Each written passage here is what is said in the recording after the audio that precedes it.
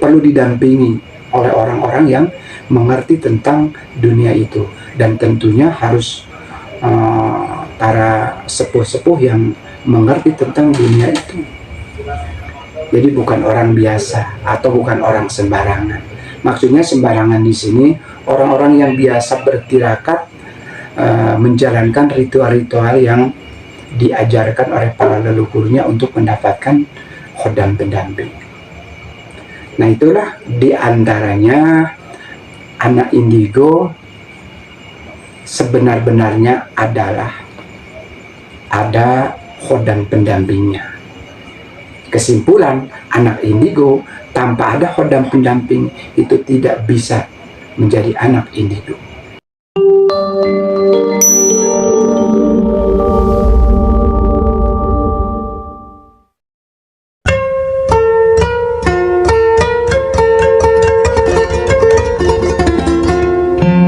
Amit ampun nyaparalun ka Gusti nu Maha Agung,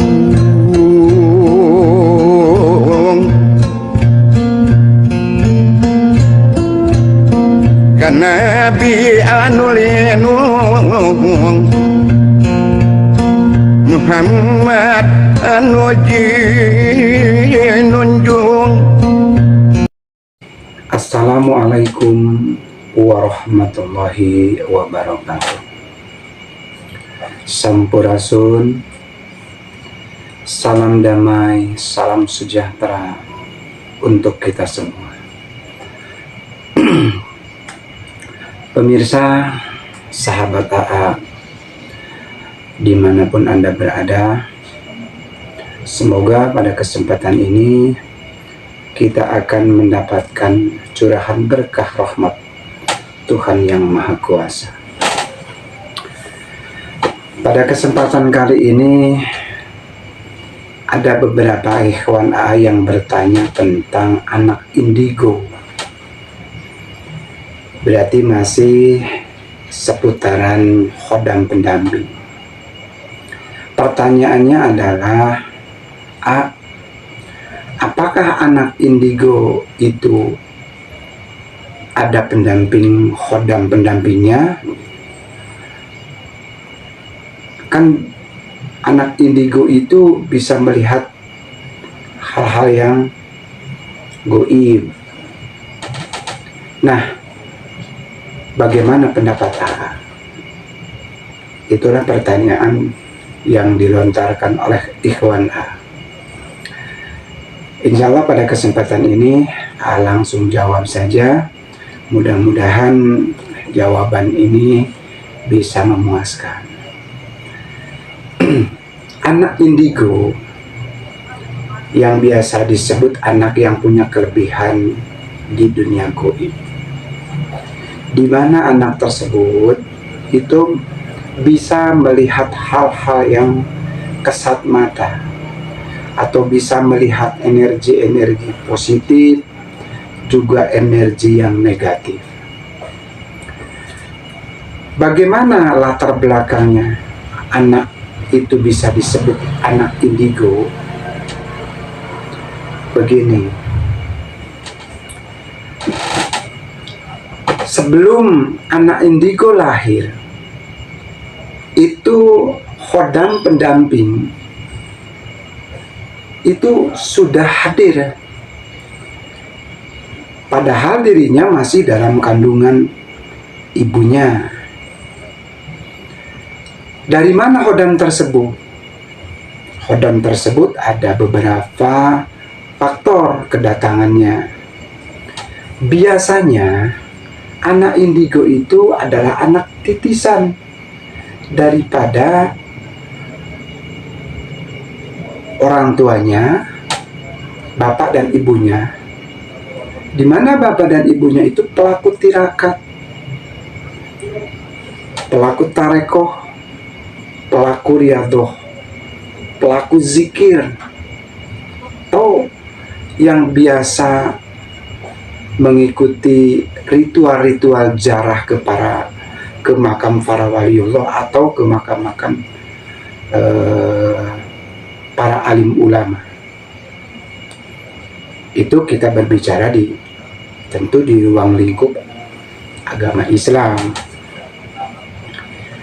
Selain daripada titisan kemampuan orang tuanya itu, bisa saja anak indigo ini tertitis daripada leluhurnya, kakek, eyang, dan leluhur-leluhur. Dari mulai kakek, eyangnya, buyutnya seperti itu. Dan ada leluhur-leluhur itu pun leluhur-leluhurnya pelaku tirakat. Dia bermujasmedi, biasa melakukan ritual-ritual yang sakral tentunya, sehingga dengan mengamalkan sesuatu amalan sehingga hadirlah khodam tersebut. Namun setelahnya dia tiada atau meninggal dunia, maka khodamnya itu biasanya yang saya tahu itu khodamnya setia. Karena ada kalimat-kalimat di mana walaupun orang tersebut itu sudah meninggal, maka dia setia menunggu hari kiamat.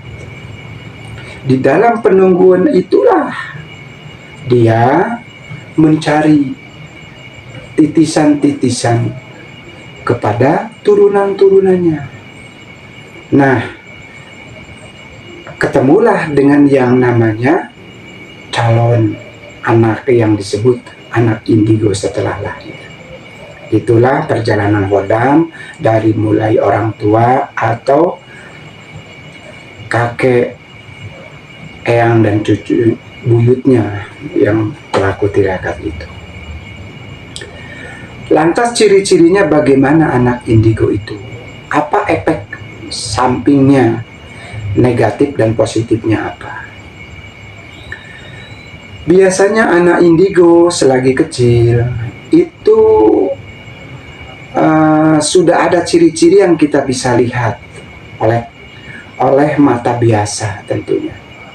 Dia suka berbicara sendiri, ketawa sendiri, tapi biasanya jarang rewel.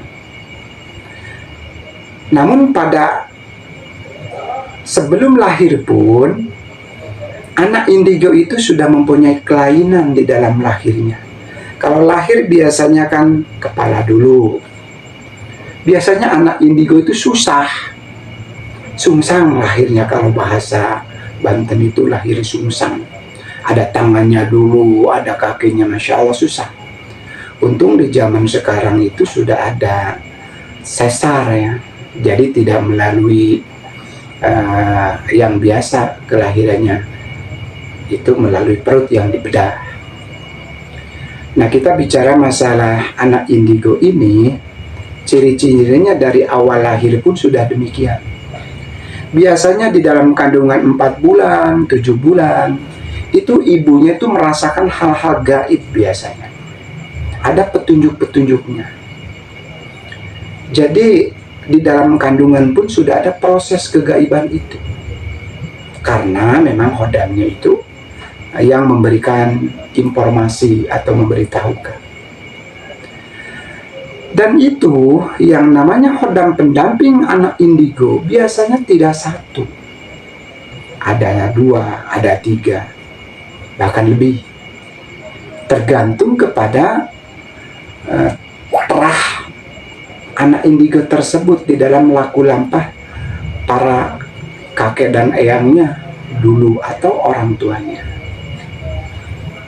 Nah, ciri-cirinya yaitu tadi, dia tidak rewel, dia suka berbicara sendiri, dia suka tertawa sendiri. Nah, itu perkembangannya.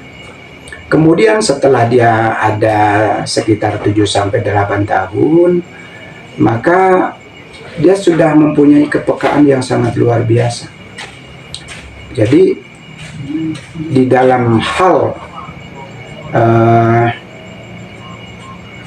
mendeteksi metafisik yang memang di luar nalar manusia biasa, dia sudah terbiasa dialog dengan makhluk halus, baik golongan para syekh, para ruh, para khodam dari jin dan lain sebagainya, itu sudah terbiasa. Bahkan dia tanpa disadari suka memberikan nasihat-nasihat atau solusi. Pembicaranya seperti orang dewasa. Tapi kadang-kadang dia tidak tahu, tidak sadar bahwa apa yang telah dia katakan. Karena yang mengatakannya itu memang pendamping khodam leluhurnya. Begitu anak indigo yang tahu. Kemudian, apakah anak indigo itu harus dilepas? Artinya pendidikannya biasa? Tentu tidak. Sebaiknya orang tua yang mengetahui, yang menyadari bahwa mempunyai anak indigo, segera mencari seorang guru supranatural, di mana dia yang nanti akan membimbing perjalanan perkembangan anak tersebut.